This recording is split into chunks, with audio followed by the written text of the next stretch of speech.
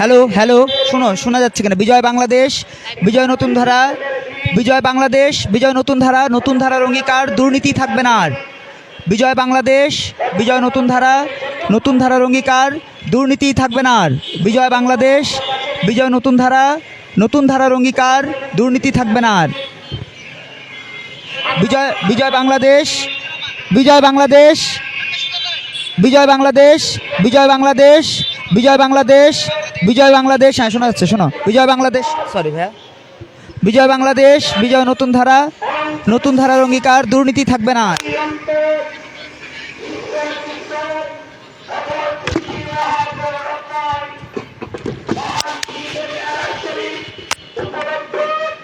Hello hello hello hello,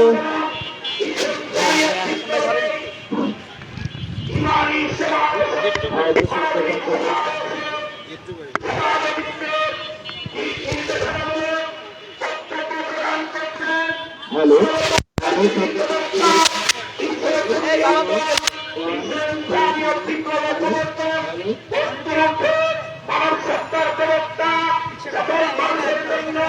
আমাদের দিকে দিতে হবে।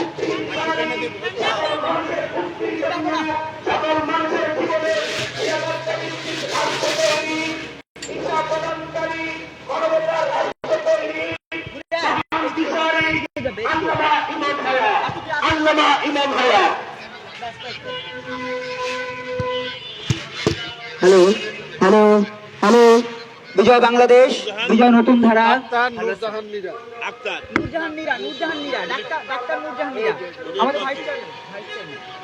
হ্যালো, ভাইস চেয়ারম্যান মহাসচিব আজকে আসে নাই। হ্যালো হ্যালো হ্যালো, ব্যানার সোজা করেন। আপনি আমাকে হাসেম ভাই। ও আঙ্কেল দাঁড়ায় গেছে, আঙ্কেল আমি শুনি। এত নামান ভাইয়া, এত নামান। আসেন হাসেম ভাই, কাছে আসেন, কাছে আসেন। কি সোজা হয় নাই? সোজা হচ্ছে না? জাহিদুল ভাই থাকুক, ওখানে থাকুক। হ্যালো হ্যালো, বিজয় বাংলাদেশ, বিজয় নতুন ধারা, নতুন ধারার অঙ্গীকার, দুর্নীতি থাকবে না আর। এই স্লোগানকে ধারণ করে 2012 সালের 30 ডিসেম্বর রেড র্যালির মধ্য দিয়ে আত্মপ্রকাশ করেছিল ছাত্র যুব জনতার রাজনৈতিক মেলবন্ধন নতুন ধারা বাংলাদেশ এনডিবি। আজ দেখতে দেখতে আমরা অতিক্রম করেছি 13টি বছর। রাজপথে অন্যায়, অপরাধ, দুর্নীতির বিরুদ্ধে, দ্রব্যমূল্য বৃদ্ধির প্রতিবাদে, দুর্নীতির প্রতিবাদে, খুন গুম বন্ধের দাবিতে নতুন ধারা বাংলাদেশ এনডিবি সব সময় সোচ্চার ছিল। আজকে নতুন ধারা বাংলাদেশ এনডিবির পক্ষ থেকে বিদেশি আগ্রাসন, কূটনীতি এবং অর্থনীতি সহ বিভিন্ন সেক্টরে যে আগ্রাসন চলছে, সেই আগ্রাসন বন্ধের দাবিতে আজকে আমাদের এই সমাবেশে উপস্থিত রয়েছেন নতুন ধারা বাংলাদেশ এনডিবির সংগ্রামী senior vice chairman Shanta Farzana, উপস্থিত রয়েছেন ভাইস চেয়ারম্যান ডাক্তার নূরজাহান মীরা, উপস্থিত রয়েছেন যুগ্ম মহাসচিব মনির জামান, উপস্থিত রয়েছেন যুগ্ম মহাসচিব ওয়াজেদ রানা, উপস্থিত রয়েছেন কেন্দ্রীয় সাংগঠনিক সম্পাদক আলামিন বৈরাগী, উপস্থিত রয়েছেন কেন্দ্রীয় সদস্য জনাব আফতাব মন্ডল, উপস্থিত রয়েছেন আমাদের নারায়ণগঞ্জ কমিটির সদস্য জনাব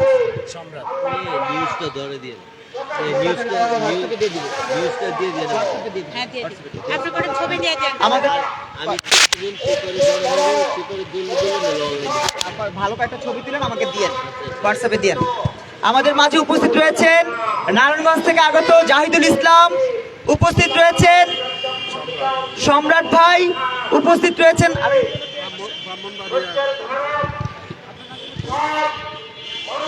কাউসার ভাই, উপস্থিত রয়েছেন নতুন ধারা বাংলাদেশ এনডিবি কেন্দ্রীয় কমিটির সংগ্রামী সদস্য এবং ব্রাহ্মণবাড়িয়ার আহ্বায়ক জনাব হুমায়ুন কবির জীবন, উপস্থিত রয়েছেন পাবনা শাখার সংগ্রামী আহ্বায়ক হাশেম আলী মোল্লা, উপস্থিত রয়েছেন নতুন ধারা বাংলাদেশ এনডিবির সংগ্রামী সদস্য মনোয়ারা আপা সহ অন্যান্য নেতৃবৃন্দ, আমরা আজকের এই সমাবেশ থেকে শুধু একটা কথা স্পষ্ট করতে চাই, বাংলাদেশে যে অভাগা সময় আমরা পার করছি, এই অভাগা সময়ের মূল কারণ হচ্ছে বিদেশি আগ্রাসন। সেই আগ্রাসন আমাদের কূটনীতিতে, সেই আগ্রাসন আমাদের অর্থনীতিতে, সেই আগ্রাসন আমাদের ধর্ম, মানবতা, সমাজ, সভ্যতা, শিক্ষা সহ বিভিন্ন সেক্টরে। আমরা সেই আগ্রাসন বন্ধের দাবিতে আজকের এই সমাবেশের আয়োজন করেছি। এই সমাবেশে পর্যায়ে বক্তব্য রাখবেন নতুন ধারা বাংলাদেশ এনডিবির সংগ্রামী যুগ্ম মহাসচিব, নতুন ধারা বাংলাদেশ এনডিবির আন্দোলন সংগ্রামের প্রিয় যোদ্ধা জনাব ওয়াজেদ রানা। কথা বলুন।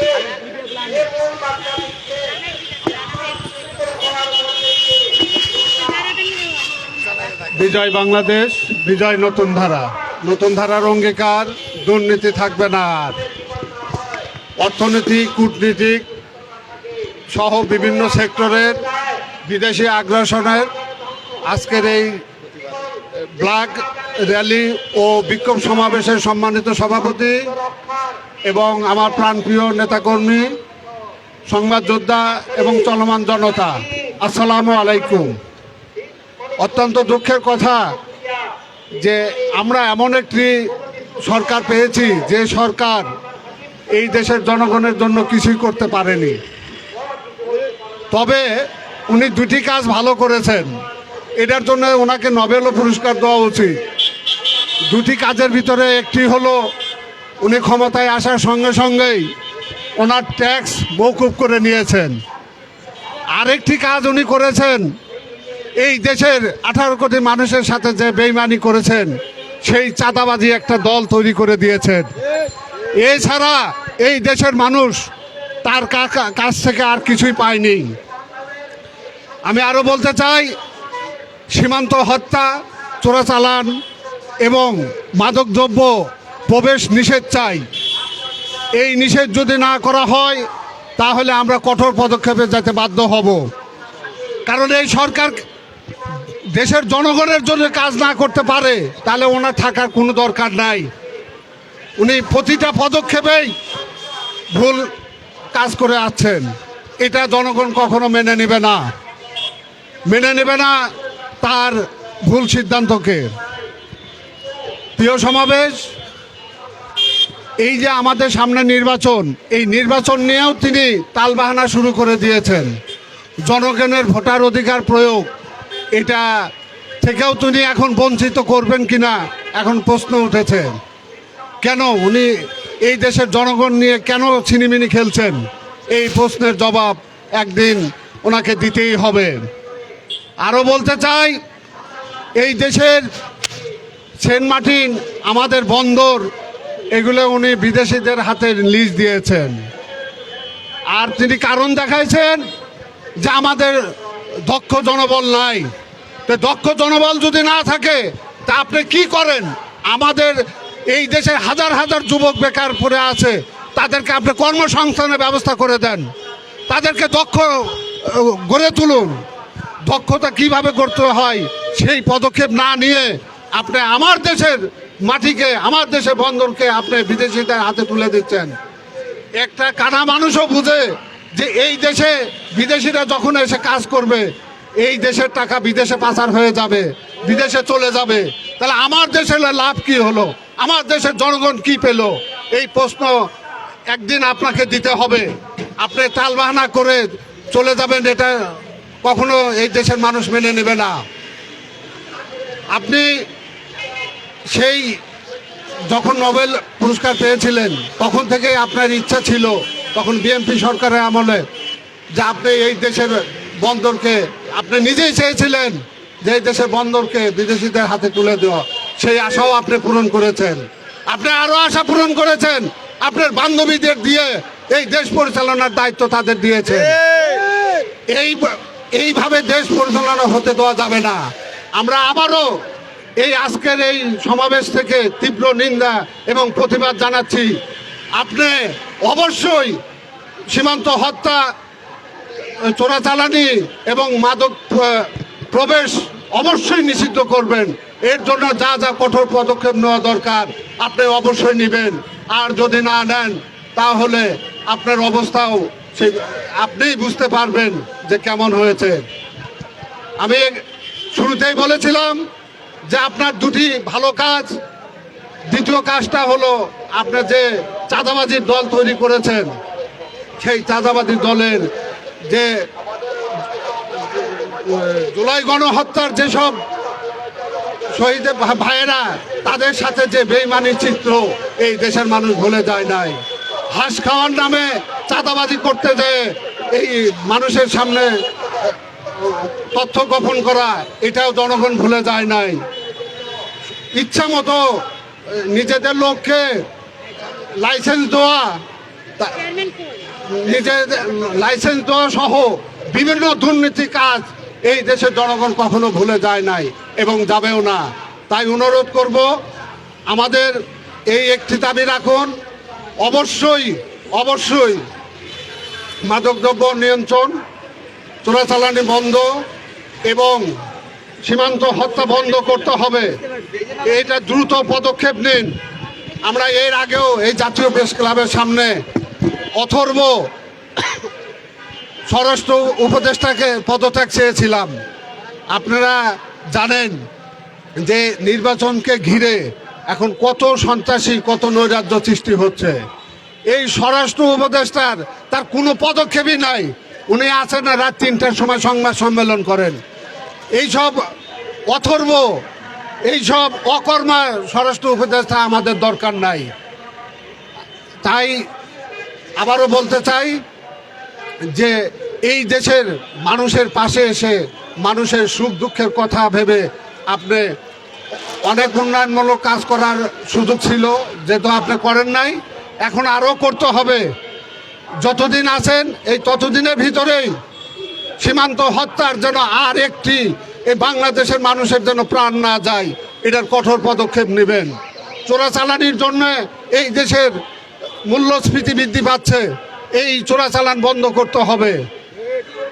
আর বিদেশি আগ্রাসন, এই দেশের 18 কোটি মানুষ এই দেশকে কতটা ভালোবাসে, মায়ের মতো ভালোবাসে এই দেশকে।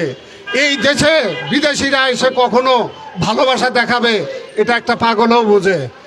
তাই বিদেশিরা এসে আমাদের দেশে ওই জোরপূর্বক অগ্রাধিকার নিবে, এটা আমরা মেনে নিতে পারি না। তাই তীব্র নিন্দা জানাচ্ছি এবং প্রতিবাদ জানাচ্ছি এই কালো র্যালি ও বিক্ষোভ সমাবেশের মাধ্যমে। প্রিয় সমাবেশ, আপনাদের আরও জানাই, আচ্ছা, এই যে নির্বাচনের একটা ব্যালট পেপার দিছে, যেই ব্যালট পেপারের মার্কাগুলো এমনভাবে সাজানো যে একটাকে ভোট দিলে আর একটা ক্যান্সেল হবে, এটা একটা শয়তানি পরিকল্পনা। এটা কখনো মেনে নেওয়া যায় না। আবারও উদাত্ত আহ্বান জানাচ্ছি, জনগণের ভোটার অধিকার প্রয়োগের জন্য দ্রুত পদক্ষেপ নিন, এই রকম হীন মন মানসিকতা থেকে দূরে থাকুন। এই বলে আমি আমার সংক্ষিপ্ত বক্তব্য শেষ করছি। বিজয় বাংলাদেশ, বিজয় নতুন ধারা, নতুন ধারার অঙ্গীকার, দুর্নীতি থাকবে না। প্রতিনিয়ত নাভিশ্বাস ওঠার উপক্রম হয়েছে। এই পর্যায়ে বক্তব্য রাখবেন নতুন ধারা বাংলাদেশ এনডিপি কেন্দ্রীয় কমিটির সদস্য এবং ব্রাহ্মণবাড়িয়ার সংগ্রামী আহ্বায়ক জনাব হুমায়ুন কবির জীবন। বিজয় নতুন ধারা, বিজয় বাংলাদেশ, বিজয় নতুন ধারা, নতুন ধারা অঙ্গীকার, দুর্নীতি থাকবে না আর। আমি প্রিয় সমাবেশ, নতুন ধারা যত নেতৃবৃন্দ ও সাংবাদিক ভাইয়ের আসসালামু আলাইকুম। আমি আজকে বলতে চাই যে অর্থনীতি, কূটনীতি, বিভিন্ন সেক্টরে যে এই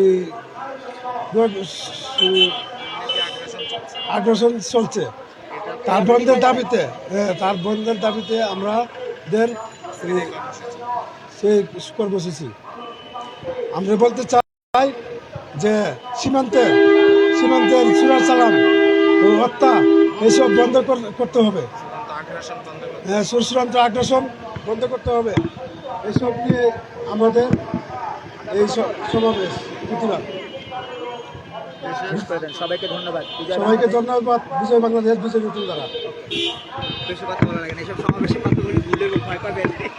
এই পর্যায়ে বক্তব্য রাখবেন নতুন ধারা বাংলাদেশ এনডিবি কেন্দ্রীয় কমিটির সাংগঠনিক সম্পাদক, একই সাথে নতুন ধারা বাংলাদেশ এনডিবির আন্দোলন সংগ্রামের প্রিয় যোদ্ধা আলামিন বৈরাগী, জনাব আলামিন বৈরাগী। এটা ধরেন আপনি, এটা মূলটা ধরেন। আসসালামু আলাইকুম। আজকে আমাদের এখানে উপস্থিত নতুন ধারার চেয়ারম্যান, ভাইস চেয়ারম্যান সহ আমার সহযোদ্ধা ভাই বোনদেরকে আসসালামু আলাইকুম। আজকে আমরা কালো পতাকা মিছিল নিয়ে বের হয়েছি এই বিদেশি আগ্রাসনের বিরুদ্ধে। বাংলাদেশে এখন চলিতেছে সার্কাস। আমরা যদি 10 মিনিটের পথ এই আন্দোলনের জন্য রাস্তা বন্ধ করে দেওয়া হয়, ব্যারিকেড দিয়ে দেওয়া হয়, আধা ঘন্টার পথ আমরা 3 ঘন্টায় যেতে পারি না। ছোটবেলায় হানিফ সংকেতের একটা অডিও ক্যাসেট দেখেছিলাম।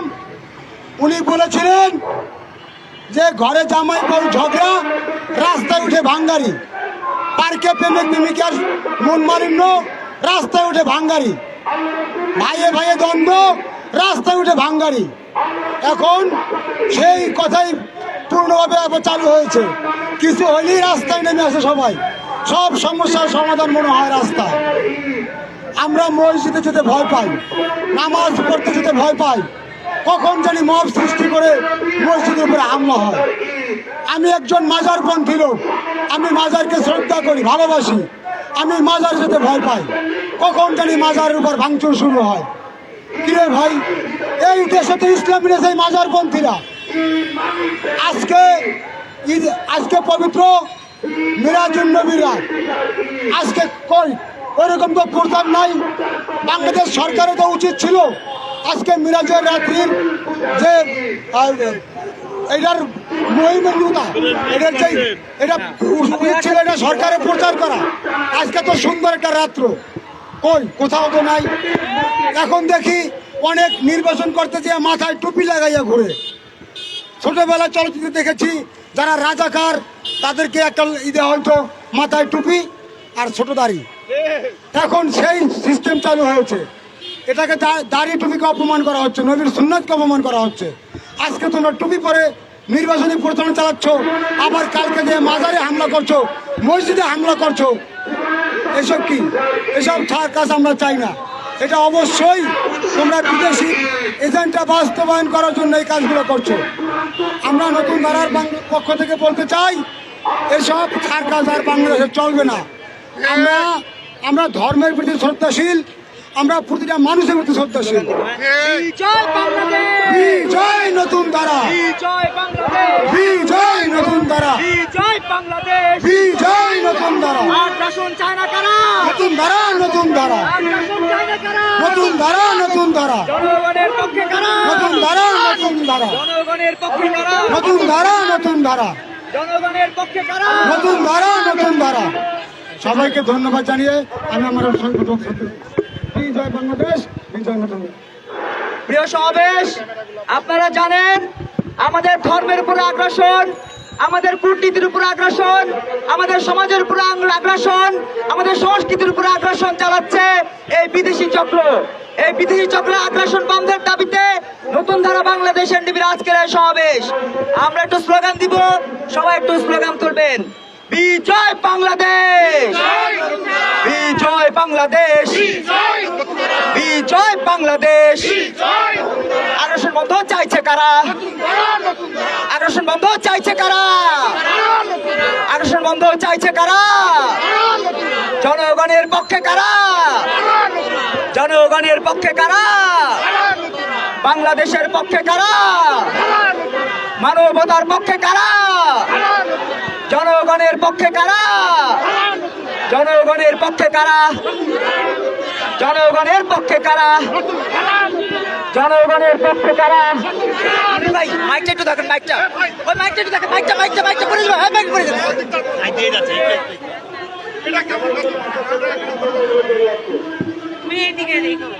ওদিকে যান, ওদিকে যান, ওদিকে চাপেন, ওদিকে চাপেন, ওদিকে চাপেন,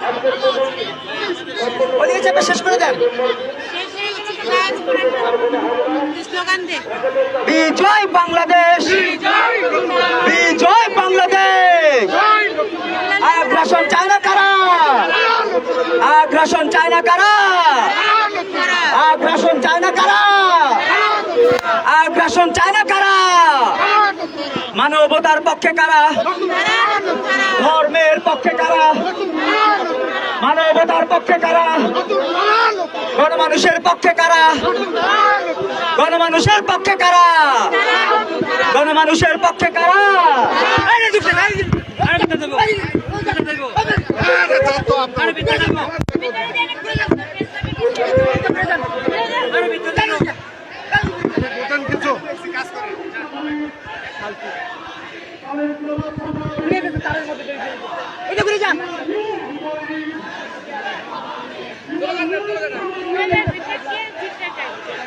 বিজয় বাংলাদেশ, বিজয় বাংলাদেশ, বিজয় বাংলাদেশ। গণমানুষের পক্ষে কারা? গণমানুষের পক্ষে কারা? গণমানুষের পক্ষে কারা? বাংলাদেশের পক্ষে কারা? এই পর্যায়ে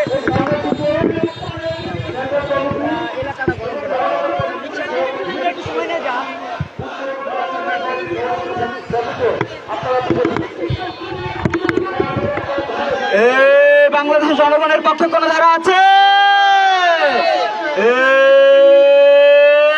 কোন সে ধারা? জনগণের পক্ষে কারা? বাংলাদেশের পক্ষে কারা?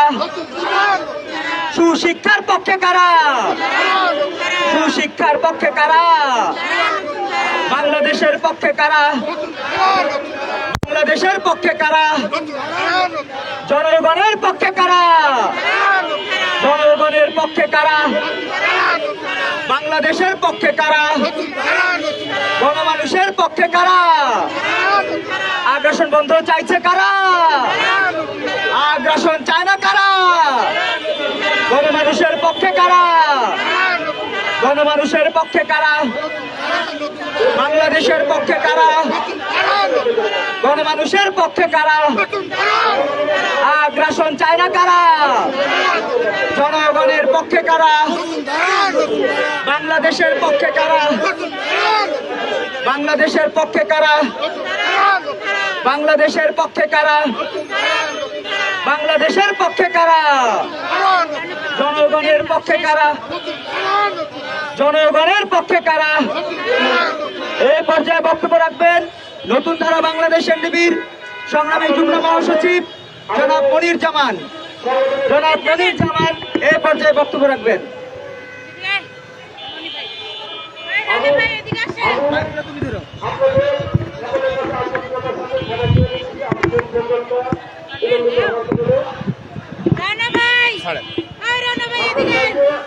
স্রষ্টায় সকল ক্ষমতার উৎস, বিজয় বাংলাদেশ, বিজয় নতুন ধারা।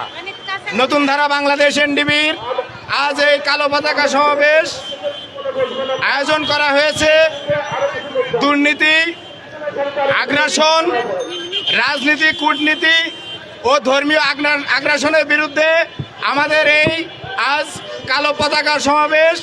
আজকের এই সমাবেশে উপস্থিত রয়েছেন নতুন ধারা বাংলাদেশ এনডিবির সম্মানিত প্রতিষ্ঠাতা চেয়ারম্যান, নতুন ধারা বাংলাদেশ এনডিবির রাজনীতির প্রবর্তক কলামিস্ট মমিন মেহেদি।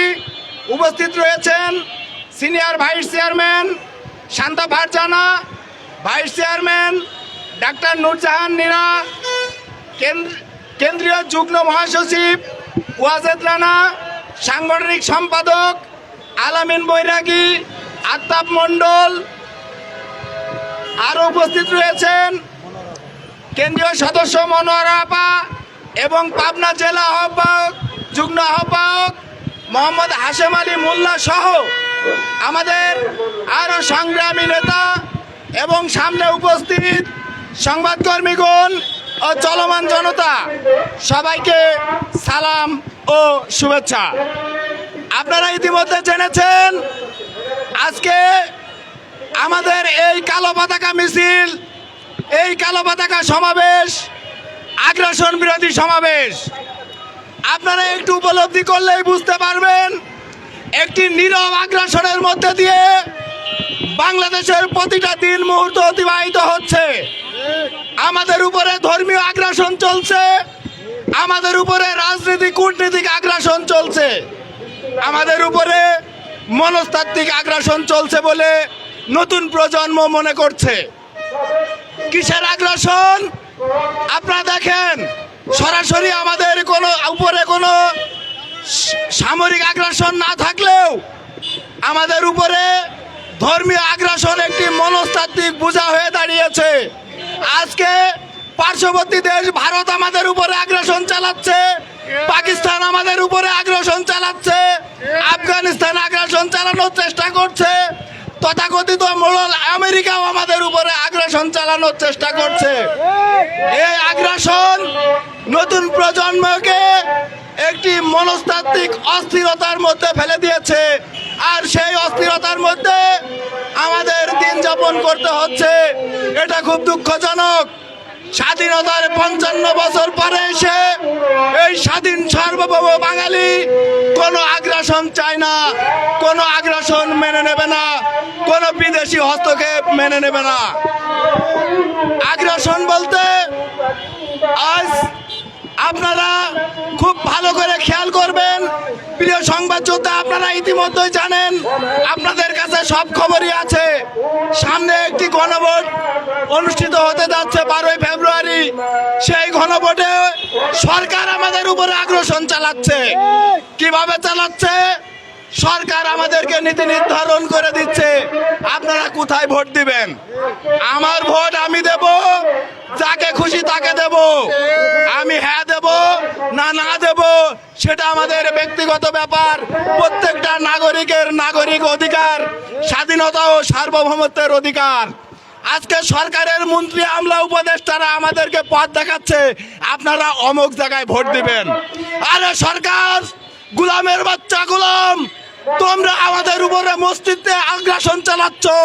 আমি কাকে ভোট দেব সেটা বলে দেওয়ার তুমি কেউ না। তোমাকে বরঞ্চ এই দেশের জনগণ ক্ষমতায় বসিয়েছে। নতুন প্রজন্ম একটি সুন্দর সমৃদ্ধশালী বাংলাদেশ বিনির্মাণের লক্ষ্যে তোমাদেরকে ক্ষমতায় বসিয়েছে। আর তোমরা আজকে পাকিস্তানের পাঁচটা কুত্তা হয়ে দালালি করতেছো। অমুক জায়গায় ভোট দাও, নাইলে আমরা বাঁচবো না। তুমি বাঁচলেই কি মরলেই কি, আমার জনগণ বাঁচলেই আমরা বাঁচবো ইনশাল্লাহ। আজকে এই কালা পতাকা র্যালির মধ্যে দিয়ে একটি আহ্বান করি, ওই স্পষ্ট বার্তা দিয়ে যাচ্ছি, নতুন প্রজন্ম কোনো আগ্রাসন মেনে নিবে না, কোনো জুলুম অত্যাচার মেনে নিবে না, কোনো ধর্মীয় আগ্রাসন, সামাজিক আগ্রাসন, রাজনৈতিক আগ্রাসন, কূটনীতিক আগ্রাসন, সীমান্ত হত্যা, এই সব আমাদের মনস্তাত্ত্বিক আগ্রাসন। এই আগ্রাসনকে অনতিবিলম্বে আগ্রাসন মুক্ত একটি সুন্দর সমৃদ্ধশালী সোনার বাংলাদেশ বিনির্মাণের লক্ষ্যে কাজ করবেন, সেই প্রত্যাশা রেখে আমি আমার সংক্ষিপ্ত বক্তব্য শেষ করছি। বিজয় বাংলাদেশ, বিজয় নতুন ধারা, নতুন ধারার অঙ্গীকার, দুর্নীতি থাকবে না। ধন্যবাদ সকলকে। এগুলো ধরেন, এগুলো ধরেন।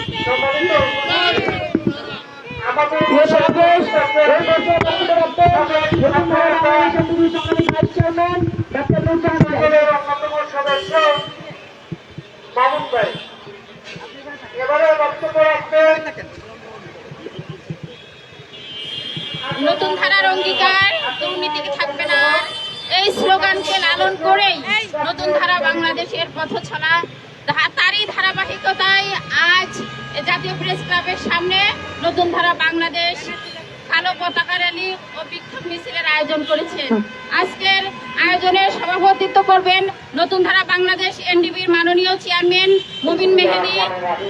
উপস্থিত আছেন নতুন ধারা বাংলাদেশের senior vice chairman Shanta Farzana. উপস্থিত আছেন যুগ্ম মহাসচিব মনির জামান ওয়াজেদ রানা, সাংগঠনিক সম্পাদক আলামিন বৈরাগী, আফতাব মণ্ডল, ব্রাহ্মণবাড়িয়ার যুগ্ম আহ্বায়ক হুমায়ুন কবির জীবন। উপস্থিত আছেন পাবনা জেলার যুগ্ম আহ্বায়ক হাশেম আলী মোল্লা ভাই সহ যারা উপস্থিত আছেন এবং সংবাদকর্মী এবং চলমান জনতা, সবাইকে আমার সালাম এবং শুভেচ্ছা। আপনারা জানেন ইতিমধ্যে বাংলাদেশে বড় ধরনের একটা সমস্যা তৈরি হয়েছে, যে সমস্যা পুরো দেশকে অচল করে দেওয়ার জন্য যথেষ্ট। সেটা হলো জ্বালানির সমস্যা। আমাদের দেশের গ্যাস সংকট যেভাবে দেখা দিয়েছে, এই গ্যাস সংকটের জন্য আপনার গাড়ির চাকা থেমে যাবে। যদি গাড়ির চাকা থেমে যায়, অর্থনৈতিক অবস্থা পঙ্গু হয়ে যাবে, বিল কারখানার চাকা থেমে যাবে মানুষের জীবনযাত্রা। অনেকে বলছেন গ্যাসে আপনি কিভাবে রান্না করবেন, গ্যাস দিয়ে করবেন কি লাকড়ি দিয়ে করবেন, এটা জনগণের ব্যাপার, এটা তো সরকারের দায় নেই। সরকারের দায় কি? জনগণকে পঙ্গু বানিয়ে, জনগণকে অদক্ষ আখ্যা দিয়ে বাংলাদেশের বন্দরগুলো বিদেশিদের হাতে তুলে দেওয়া কি সরকারের কাজ? জনগণকে কেন তারা দক্ষ করে তোলার পদক্ষেপ না নিয়ে বাংলাদেশে বিদেশি আগ্রাসনের সুযোগ করে দিচ্ছেন? বাংলাদেশের জনগণকে দক্ষ করে গড়ে তুললে বিদেশি আগ্রাসন অবশ্যই কমবে। আমাদের কূটনৈতিক আগ্রাসন, অর্থনৈতিক আগ্রাসন, রাজনৈতিক আগ্রাসন দিয়ে জনগণকে একের পর এক বোকা বানানো হচ্ছে, শোষণ করা হচ্ছে। বাংলাদেশের জনগণ কি এতই বোকা এখনো আছে? মানুষ বোঝে এই গ্যাসের অতিরিক্ত টাকা কোন পকেটে যায়? সিন্ডিকেটের দোহাই দিয়ে জনগণকে বোকা বানাতে চান। সিন্ডিকেট কখনোই আমলা ছাড়া চলতে পারে না। বাংলাদেশ আমলাতন্ত্রের দেশ, আমলারাই সিন্ডিকেট নিয়ন্ত্রণ করে, আমলাদের নিয়ন্ত্রণ করে এমপি মন্ত্রীরা, এখন করছে উপদেষ্টারা। এই গ্যাসের অতিরিক্ত টাকা সব উপদেষ্টাদের পকেটে। 1300 টাকার গ্যাস 2000, অনেক জায়গায় 2400, কোথাও 3000। এই অতিরিক্ত টাকা প্রধান উপদেষ্টা সহ সবার পকেটে যাচ্ছে। এটা আমরা জানি, এটা আমরা বুঝি। বাংলাদেশের মানুষকে শোষণ করা হচ্ছে।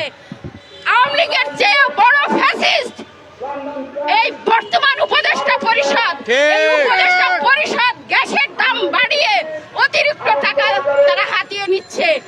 কে জানে এই নির্বাচন খেলার পরে তাদেরকে বাংলাদেশের মানুষ পাবে কিনা, না তারাও বিদেশে পালিয়ে যাবে।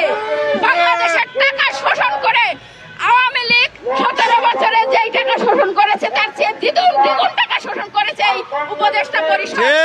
এখন শুরু করেছে, আর কোনো খাত নেই, এখন এই গ্যাসের খাত দিয়ে শুরু করেছে। বাংলাদেশের মানুষের টাকা তারা নিয়ে বিদেশে চলে যাবে একের পর এক।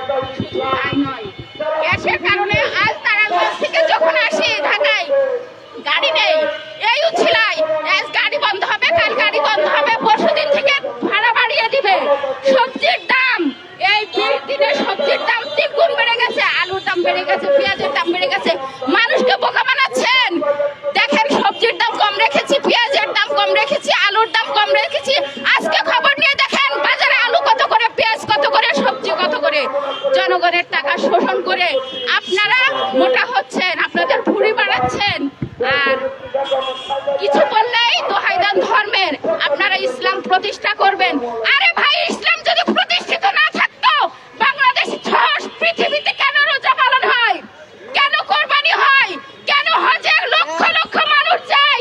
ইসলাম প্রতিষ্ঠা করেন আপনি কে? ইসলাম প্রতিষ্ঠা করে গেছেন আমাদের নবী মুহাম্মদ, হযরত মুহাম্মদ সাল্লাল্লাহু আলাইহি ওয়াসাল্লাম। ইসলামের বিজয় হয়েছে আমাদের সেই সময়ে যেদিন আমাদের নবী মুহাম্মদ সাল্লাল্লাহু আলাইহি ওয়াসাল্লাম পৃথিবীতে এসেছেন। আপনারা কি জনগণকে বোকা বানাইতে চান? আবার ইসলাম প্রতিষ্ঠা করেন আপনি কে? ইসলাম বিজয়ের আপনি করার কে? ইসলামের বিজয় হয়েছে, ইসলাম বিজয়ী আছে, ইসলাম প্রতিষ্ঠিত আছে। জনগণকে ধোঁকা দিয়ে, জনগণকে বোকা বানানোর চেষ্টা না করে বাংলাদেশকে একটা সুন্দর দেশ গড়ার কাজে আপনারা নিয়োজিত থাকুন, এই আহ্বান জানাচ্ছি। আজকের এই সমাবেশের মধ্য দিয়ে বিজয় বাংলাদেশ, বিজয় নতুন ধারা। আজকের সমাবেশে যারা উপস্থিত আছেন সবাইকে আন্তরিক শুভেচ্ছা এবং ধন্যবাদ। ভালো থাকবেন। এখানে থাকেন, হাইটেন না। এই পর্যায়ে বক্তব্য রাখবেন নতুন ধারা বাংলাদেশের নিবি সংগ্রামী senior vice chairman Shanta Farzana. বিজয় বাংলাদেশ, বিজয় নতুন ধারার অঙ্গীকার, দুর্নীতি থাকবে না আর, সেই স্লোগানকে বুকে লালন করে নতুন ধারা বাংলাদেশ এগিয়ে চলেছে টেকনাফ থেকে তেঁতুলিয়া, রূপসা থেকে পাথুরিয়া। তারই ধারাবাহিকতায় আজ আমরা জাতীয় প্রেস ক্লাবের সামনে ঐক্যবদ্ধ হয়েছি। আজ নতুন ধারা বাংলাদেশের ডাকে দূর দূরান্ত থেকে যারা ঐক্যবদ্ধ হয়েছেন সকল নেতা কর্মীকে সংগ্রামী সালাম এবং শুভেচ্ছা, সেই সাথে সংবাদ যোদ্ধা যারা আছেন এবং চলমান জনতা সবাইকে জানাচ্ছি শুভেচ্ছা এবং ভালোবাসা। অত্যন্ত দুঃখ ভারাক্রান্ত মন নিয়ে বলতে হয়, সীমান্তে হত্যা হচ্ছে, কেউ দেখে না কেউ। আমরা আজও ফেলানি হত্যার সেই বিচার পাইনি। ফেলানি হত্যার বিচার চাইতে চাইতে মায়ানমার সীমান্তে গুলিবদ্ধ হলো ছোট্ট শিশু হুজাইফা।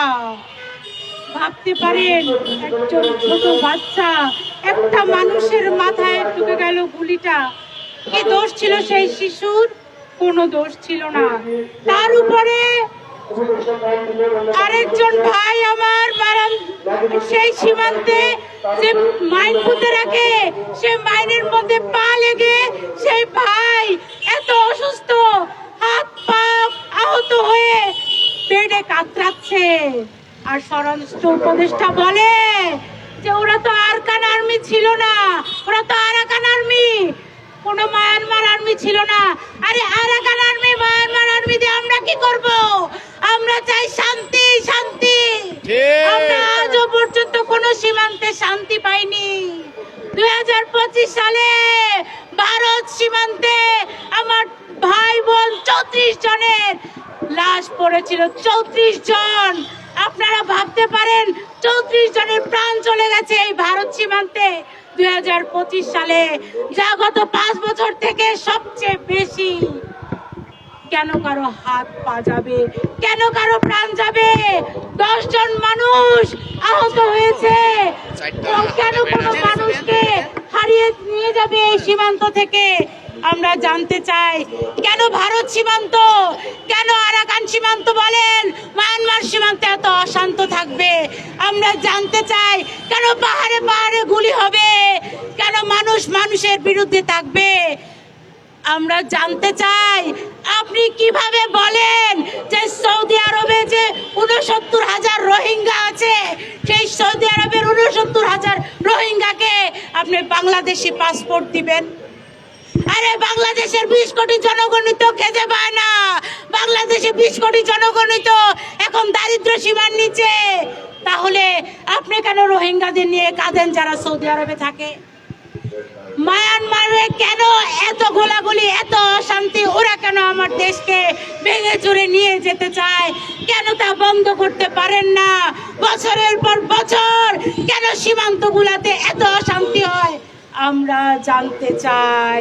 নতুন ধারা বাংলাদেশের পক্ষ থেকে আমরা জানতে চাই, সীমান্ত দিয়ে কিভাবে মাদক দ্রব্যগুলো ঢুকে।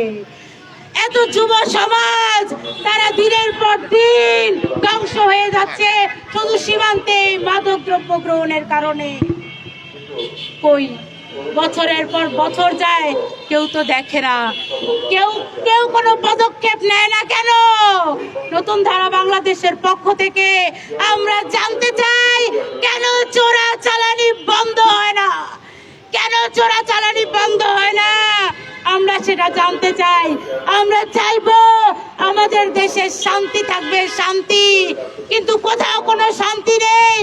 একটা ফুলকপির দাম এই শীতকালে কেন 60-70 টাকা হবে? কেন গ্যাসের জন্য ঘরে ঘরে হাহাকার হবে? কি সিন্ডিকেট একটা গ্যাস সিলিন্ডার 2,500 থেকে 3,000 টাকা করে কিনতে বাধ্য করেছে এই ব্যবসায়ীরা। আপনারা বলেন ইউনূস সাহেবকে দাম বাড়ায়। আরে ইউনূস সাহেব দাম বাড়ায় না, কিন্তু তিনি কেন মনিটর করতে ব্যর্থ হচ্ছেন? কেন জায়গায় জায়গায় তিনি তদারকি করতে পারছেন না? আমরা তা জানতে চাই। ইসলামের দোহাই দিয়ে মা বোনের ওড়না ধরে টানাটানি করা হচ্ছে, মায়েদেরকে বোনেদেরকে ঘরে বেঁধে রাখার পায়তারা করা হচ্ছে। বর্তমানে ইসলাম ধর্মীদের বক্তব্য শুনলে মনে হয় যে বোনরা ঘরে থাকবে আর ছেলেরা একের পর এক বিয়ে করে যাবে। এটাই হলো ইসলাম। ইসলামের বাইরে আর কিছু নাই। আমাদের দেশে অশান্তি তৈরি করছে। আফগানিস্তানের নেতা এনে তালেবানি নূরকে এনে 50 লক্ষ টাকা দিয়েছে, 50 লক্ষ টাকা। আমরা এটা চাই না। আমরা কোনো বিদেশি আগ্রাসন আমাদের দেশে চাই না।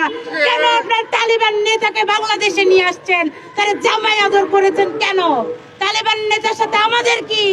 কারণ একদল পায়তারা করছে বাংলাদেশকে আফগানিস্তান বানিয়ে ফেলবে। মহিলাদেরকে আপাদমস্তক প্যাকেট করে তারা হাজার হাজার বিয়ে করবে।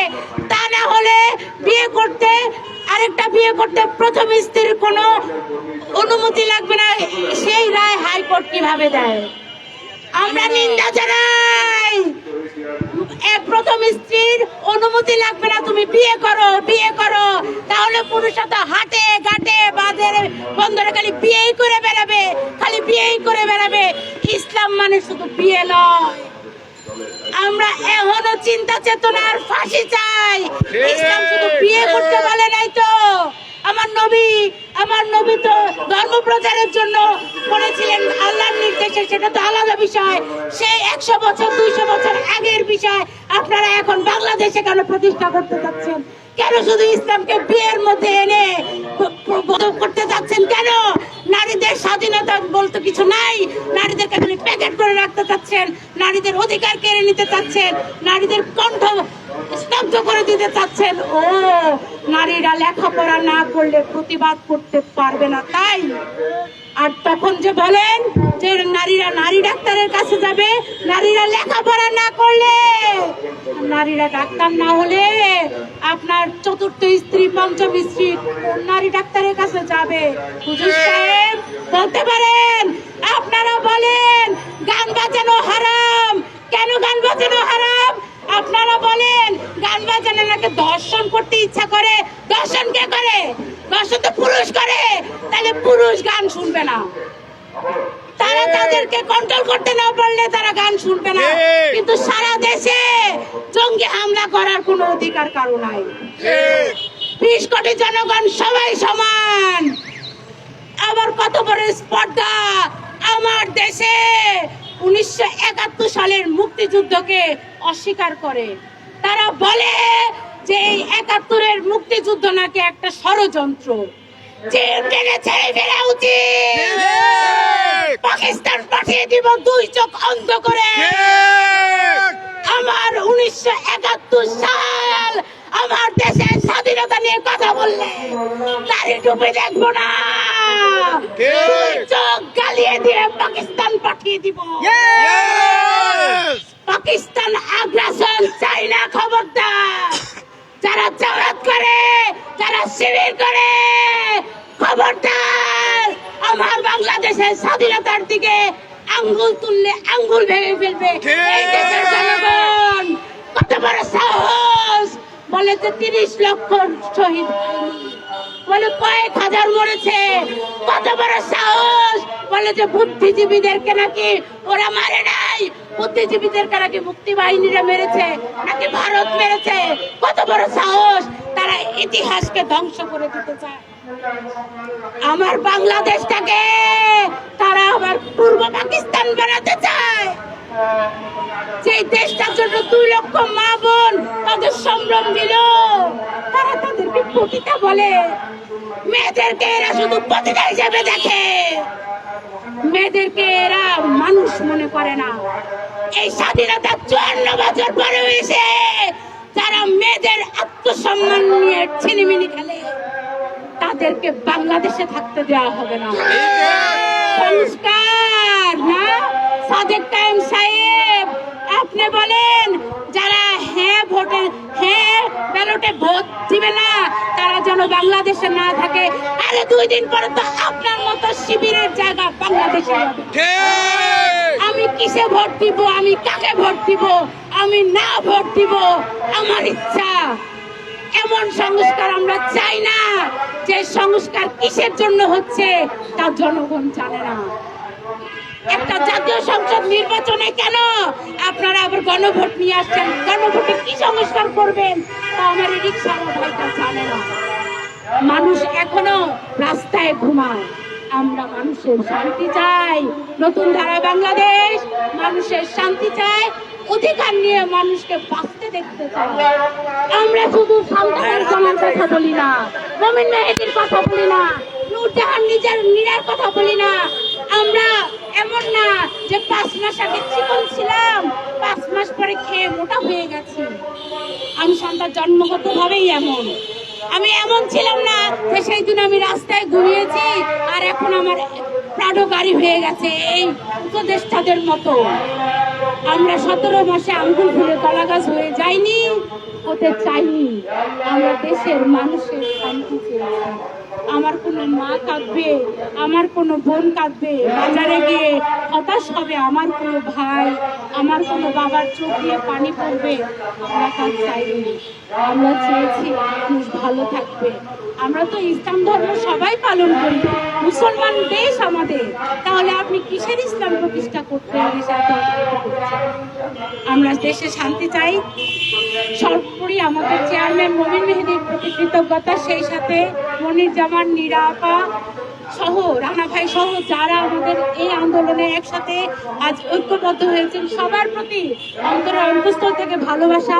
নীরা আপা একজন গার্মেন্টস কর্মী, নতুন ধারা বাংলাদেশের সদস্য, তার প্রতি ভালোবাসা। অনেক পরিশ্রম করে আমার ভাই বোন সবাই এসেছেন, সবাই মিলেই বাংলাদেশ। বিজয় বাংলাদেশ, বিজয় নতুন ধারা। বিজয় বাংলাদেশ, বিজয় নতুন ধারা, বিজয় বাংলাদেশ। ভাইয়া, এই মোর্শেদ ভাই, একটু আমার চেয়ারম্যান কথা বলবে, মোর্শেদ ভাই।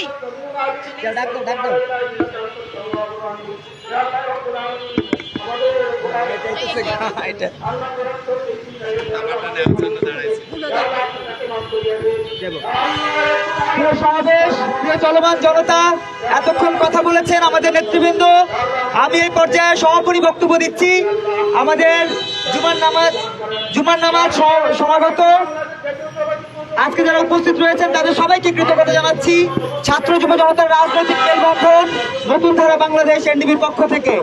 আপনারা জানেন নতুন ধারা বাংলাদেশ এনডিবির এই রাজনীতি ক্ষমতায় আসবার বা ক্ষমতায় থাকবার কোনো রকমের ক্রিয়ারকের জন্য নয়। আমরা কারো ক্ষমতার সিঁড়ি হতে চাই না, কারো ক্ষমতার খুঁটি হতে চাই না। আমরা জনতার রাজনীতি করি, আর জনতার রাজনীতি করি বলেই আমাদের বক্তব্য অন্য সকল পলিটিক্যাল পার্টির চাইতে ডিফারেন্ট। কারণ আমরা মনে করি দেশের জন্য নিবেদিত থাকা মানেই, বাংলাদেশের জন্য নিবেদিত থাকা মানেই আজকে মানবতার দায়িত্ব পালন করা, ধর্মীয় দায়িত্ব পালন করা, সামাজিক দায়িত্ব পালন করা, সাংস্কৃতিক দায়িত্ব পালন করা, সুশিক্ষার পথে হাঁটা। আমরা সেই চিন্তা থেকে আজকে এখানে যারা সমবেত হয়েছেন সবার প্রতি কৃতজ্ঞতা জানাচ্ছি। বিশেষ করে নতুন ধারা বাংলাদেশ এনডিবির সংগ্রামী senior vice chairman Shanta Farzana, উপস্থিত রয়েছেন নতুন ধারা বাংলাদেশ এনডিবির কেন্দ্রীয় কমিটির সংগ্রামী ভাইস চেয়ারম্যান ডাক্তার নূরজাহান নীরা, উপস্থিত রয়েছেন যুগ্ম মহাসচিব মনির জামান ওয়াজেদ রানা, সাংগঠনিক সম্পাদক আলামিন বৈরাগী, উপস্থিত রয়েছেন আমাদের কেন্দ্রীয় কমিটির সদস্য হাশেম আলী মোল্লা, হুমায়ুন কবির জীবন, উপস্থিত রয়েছেন আমাদের প্রিয় শ্রমিক ধারার নেতা আমাদের কেন্দ্রীয় কমিটির সদস্য জনাব ফারুক ভাই, উপস্থিত রয়েছেন আমাদের আফতাব মন্ডল ভাই, উপস্থিত রয়েছেন অন্যান্য নেতৃবৃন্দ। সবার প্রতি কৃতজ্ঞতা জানাচ্ছি যারা এতক্ষণ পর্যন্ত কষ্ট করে এই সমাবেশকে সফল করার জন্য সময় দিয়েছেন, তাদের সবার প্রতি কৃতজ্ঞতা।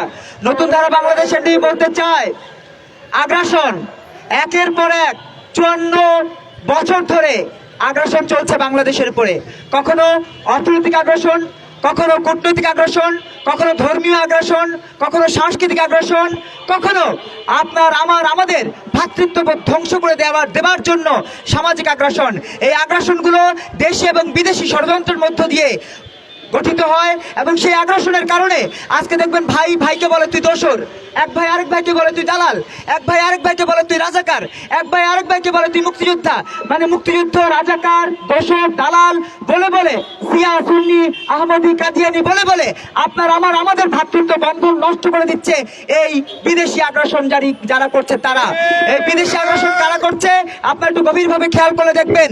এই বিদেশি আগ্রাসন শুধু ভারত থেকে হচ্ছে না, এই বিদেশি আগ্রাসন শুধু পাকিস্তান থেকে হচ্ছে না, এই বিদেশি আগ্রাসন শুধু আমেরিকা থেকে হচ্ছে না, বিভিন্ন দেশ থেকে যৌথভাবে এই বাংলাদেশের উপরে আগ্রাসন চালিয়ে যাচ্ছে। যে কারণে দেখবেন এই শীতের মৌসুমে যখন ফুলকপি আপনার গ্রাম অঞ্চল থেকে কৃষকের কাছ থেকে কেনা হয় 6 টাকায়, সেই ফুলকপি ঢাকায় বিক্রি হয় 60 টাকা, 70 টাকা, 10 গুণ 15 গুণ এই যে ফুলকপির দাম বেড়ে যায়। কারণ কি? এটা আমাদের বিরুদ্ধে বিদেশি এবং দেশি আগ্রাসনের ফলাফল। এই দেশি এবং বিদেশি ষড়যন্ত্রকারীরা একের পর এক আগ্রাসন চালিয়ে যাচ্ছে বলেই কোনো সরকার স্টেবল করে না। আজকে এরশাদ সরকারকে বলা হয়েছিল স্বৈরাচারী সরকার, শেখ হাসিনাকে বলা হয়েছে ফ্যাসিস্ট সরকার। আপনার শেখ মুজিবকে বলা হয়েছে ফ্যাসিস্ট সরকার। এই যে ফ্যাসিস্ট, স্বৈরাচার, এসব বিভিন্ন ধরনের তকমা কারা দেয় জানেন? এইসব তকমা দেয় বিদেশি ষড়যন্ত্রকারীরা, বিদেশি আগ্রাসনকারীরা, যারা এখন এই ইউনিট সরকার যেন স্টেবল না করতে পারে, এই ইউনিট সরকার যেন সঠিকভাবে দেশ চালাতে না পারে, সেজন্য উপদেষ্টাদের পেছনে লেগেছে, ইভেন ডক্টর ইউনূসের পেছনে লেগেছে। তারা এইসব আগ্রাসন উপদেষ্টাদের ভেতরে ছড়িয়ে দিয়েছে। উপদেষ্টারা আগ্রাসন ছড়াচ্ছে। কিভাবে আগ্রাসন ছড়াচ্ছে দেখেন। আজকে আজিজ বশির লিমিটেড হয়েছে। Aziz Bashir limited company, Akij Bashir limited কোম্পানির মালিককে আমাদের উপদেষ্টা শেখ বশির। সেই শেখ বশির এই গত 17 মাসে 17,000 কোটি টাকা কামিয়েছে। আপনি আমি কেউ খেয়ালই করতে পারি নাই। আমাদের বাণিজ্য উপদেষ্টা আমাদের কাঁধের উপরে বন্দুক রেখে গুলি করছে, আর সেই গুলিতে আমাদের ব্যবসায়ীরা ক্ষতিগ্রস্ত হচ্ছে, আমাদের অর্থনীতি ক্ষতিগ্রস্ত হচ্ছে, আমাদের শিক্ষা সব ক্ষতিগ্রস্ত হচ্ছে, আমাদের সমাজ ক্ষতিগ্রস্ত হচ্ছে, অথচ কেউ খেয়াল করছি না। আজকে 16 তারিখ, অথচ আমাদের প্রাথমিক শিক্ষা প্রতিষ্ঠানগুলোতে এখন পর্যন্ত বই পায়নি। অনেক শিক্ষা প্রতিষ্ঠানে শিক্ষার্থীরা বই পায়নি। আমাদের এই যে ব্যর্থতার দায় শুধুমাত্র দেশি ষড়যন্ত্রকারীদের না, বিদেশি ষড়যন্ত্রকারীদের। একটা কথা খুব স্পষ্ট করে বলতে চাই, আপনারা দেখেছেন না গ্রামীণ ব্যাংক বিভিন্ন সময় সুদের টাকা দিতে না পারার কারণে, কিস্তির টাকা দিতে না পারার কারণে ছাগল নিয়ে যায়। দেখেছেন না সংবাদ? ছাগল নিয়ে যায়, গরু নিয়ে যায়, ঘরের টিন খুলে নিয়ে যায়। এই গত 17 মাসে গ্রামীণ ব্যাংকের কোনো নেগেটিভ সংবাদ কি কোনো গণমাধ্যমে এসেছে? কেন আসেনি? কার মাথায় কয়টা এক্সট্রা মাথা লাগানো আছে রাবণের মতো, যে একটা মাথা ফেলে দেওয়ার পর আরেকটা মাথা লাগাবে, একটা মাথা ফেলে দেওয়ার পর আরেকটা মাথা লাগাবে? সুযোগ তো নাই। শেখ হাসিনার সময় শেখ হাসিনার বিরুদ্ধে কথা বললে যেমন গণমাধ্যম বন্ধ হয়ে যেত, এখন ইউনূসের বিরুদ্ধে কথা বললে কিন্তু গণমাধ্যম বন্ধ হয়ে যায়, গণমাধ্যম দখল হয়ে যায়। চারপাশে দেখেন কারা গণমাধ্যম দখল করেছে। আজকে আমাদের এক সাংবাদিক ভাই বলছেন, ভাই আমাদের প্রতিষ্ঠানটা জামাত দখল করে নিয়েছে, আপনার ছবিতে ছাপা হয় না। এই যে জামাত দখল করে নিয়েছে বলে নতুন ধারার সত্য সংবাদ ছাপা হয় না। কারণ কি?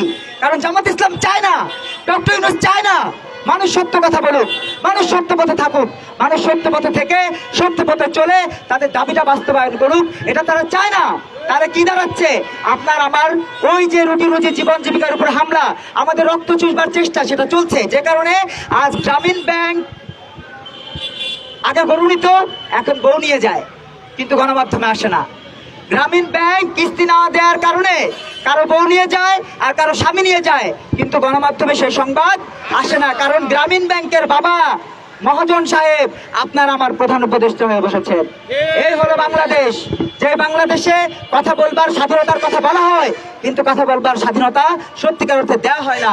যদি দেওয়া হতো, আনিস আলমগীরের মতো সাংবাদিক সত্য কথা বলবার অপরাধে তাকে দালাল দোষর ট্যাগ দিয়ে আজকে গ্রেপ্তার করা হয়েছে। আনিস আলমগীরকে গ্রেপ্তার হয়েছে, আমাদের কোনো সাংবাদিক সমাজ কথা বলে না। কারণ আনিস আলমগীরের পক্ষে কথা বললে চাকরি থাকবে না, প্রেস ক্লাবের পদ থাকবে না, ইউনিটির পদ থাকবে না, ইউনিয়নের পদ থাকবে না। আগামীতে যারা আপকামিং সরকার, তাদের কাছ থেকে হালুয়া রুটির ভাগ পাওয়া যাবে না। এই জন্য আনিস আলমগীরের মুক্তি দাবি করা যাবে না। প্রিয় বন্ধুরা আমার, নতুন ধারা বাংলাদেশ এনডিবি কখনো হালুয়া রুটির ভাগাভাগি করতে চায় না বলেই নিজেদের দলকে বিলুপ্ত করে দিয়ে আরেকটা দলে গিয়ে সেই দলের প্রতীক নিয়ে নির্বাচন করার পক্ষে না।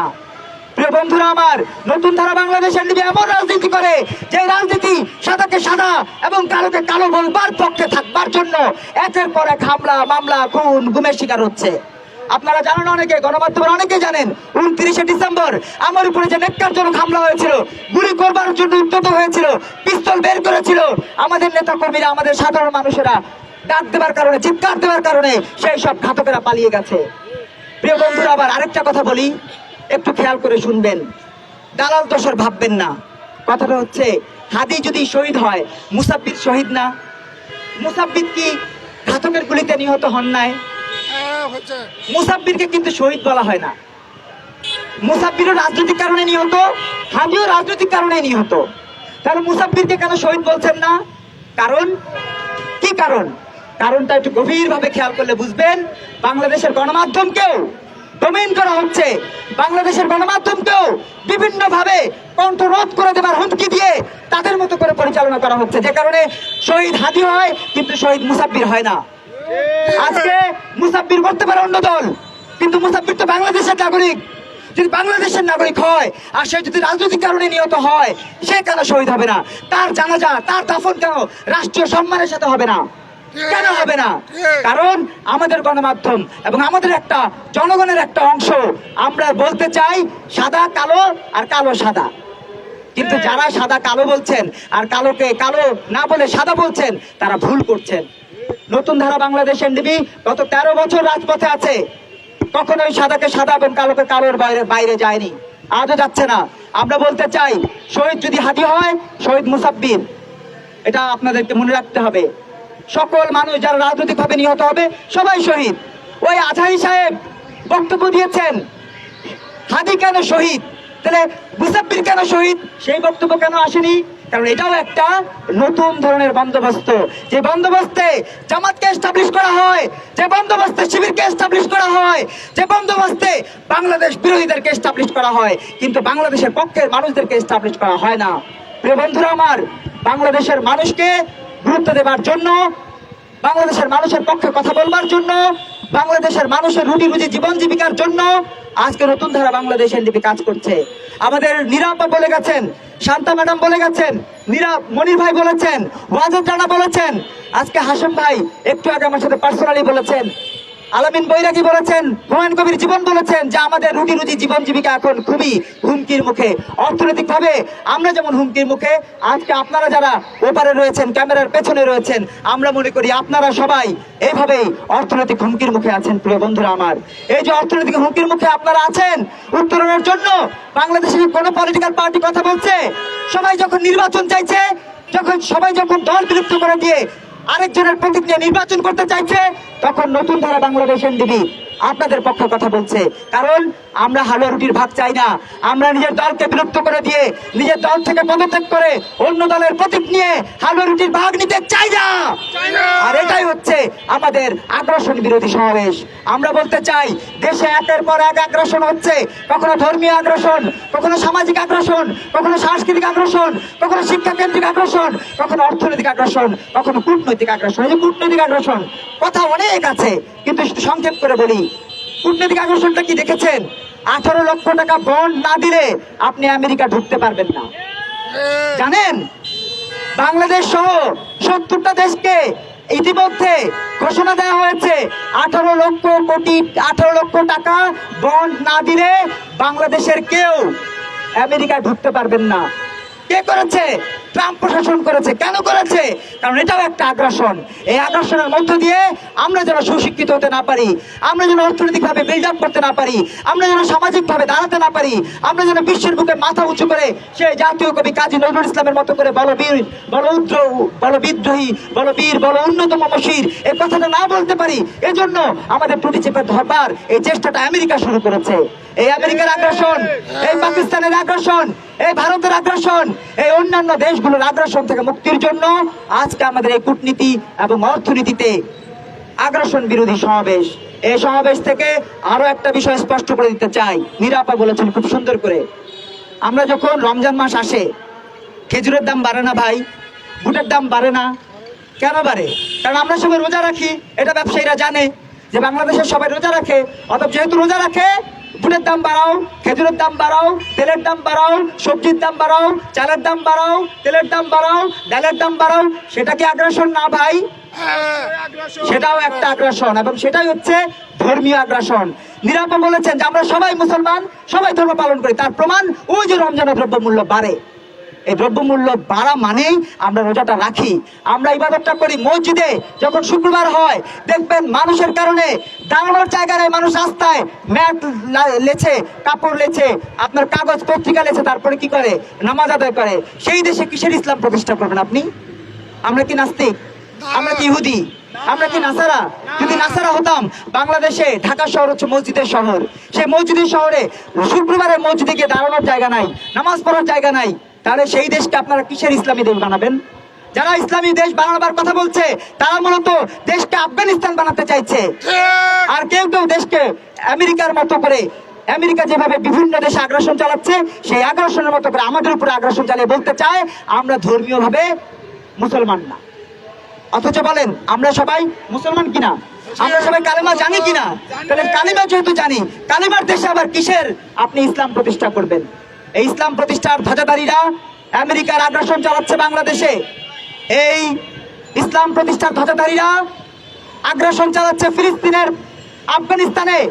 এরা শুধু ধ্বজাধারী, এরা পতাকা রাখে, এরা দাড়ি রাখে, এরা টুপি রাখে, কিন্তু তাদের জীবন চারণ দেখলে খেয়াল করবেন তারা হচ্ছে আবু জাহেলের পৃষ্ঠপোষক, আবু জাহেলের প্রেতাত্মা। দাড়ি রাখে কিন্তু আবু জাহেলের মতো করে চিন্তা